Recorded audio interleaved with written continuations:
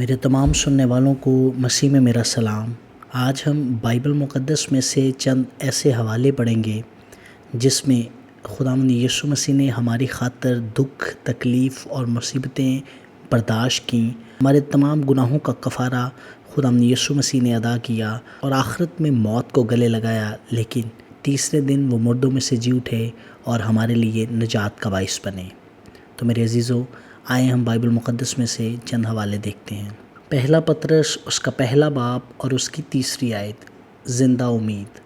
ہمارے خداوند یسوع مسیح کے خدا اور باپ کی حمد ہو، جس نے یسوع مسیح کے مردوں میں سے جی اٹھنے کے باعث اپنی بڑی رحمت سے ہمیں زندہ امید کے لیے نئے سرے سے پیدا کیا۔ پہلا تسالونیکیوں اس کا 4 باب اور اس کی 14ویں آیت، خداوند کی آمد ثانی۔ کیونکہ جب ہمیں یقین ہے کہ یسوع مر گیا اور جی اٹھا، تو اسی طرح خدا ان کو بھی جو سو گئے ہیں یسوع کے وسیلہ سے اسی کے ساتھ لے آئے گا۔ رومیوں 8 باب اور اس کی 11ویں آیت، روح القدس کے وسیلہ سے زندگی۔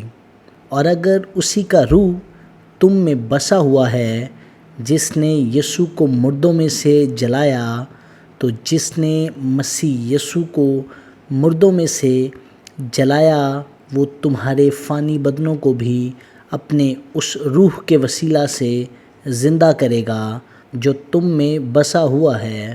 یوحنا 11 باب اور اس کی 25 اور 26ویں آیت، یسوع قیامت اور زندگی ہے۔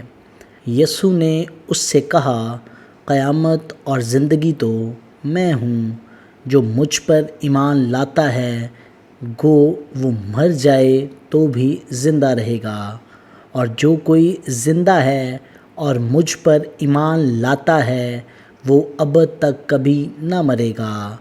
کیا تو اس پر ایمان رکھتی ہے؟ یوحنا 6 باب اور اس کی 40ویں آیت، یسوع قیامت اور زندگی ہے۔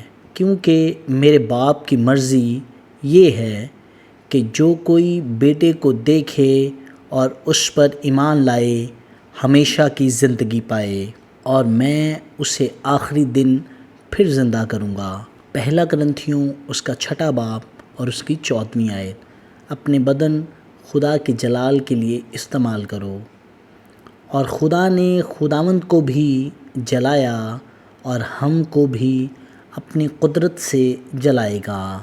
رومیوں 6 باب اور اس کی 4 آیت، گناہ کے اعتبار سے مردہ مگر مسیح کے ساتھ یگانگی میں زندہ، پس موت میں شامل ہونے کے بپتسمہ کے وسیلہ سے ہم اس کے ساتھ دفن ہوئے، تاکہ جس طرح مسیح باپ کے جلال کے وسیلہ سے مردوں میں سے جلایا گیا، اسی طرح ہم بھی نئی زندگی میں چلیں۔ یسایہ 26 باب اور اس کی 19ویں آیت، خدا اپنے لوگوں کو فتح بخشے گا، تیرے مردے جی اٹھیں گے، میری لاشیں اٹھ کھڑی ہوں گی، تم جو خاک میں جا بسے ہو جاگو اور گاؤ، کیونکہ تیری اوس اس اوس کی مانند ہے جو نباتات پر پڑتی ہے اور زمین مردوں کو اگل دے گی۔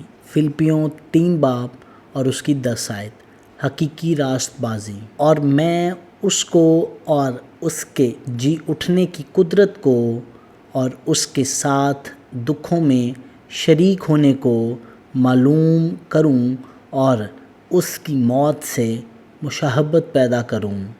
آمین۔ خداوند کا پاک کلام پڑھا اور سنا جانا ہم سبوں کے لیے باعث برکت ہو۔ خدا کا شکر ہو۔ آمین۔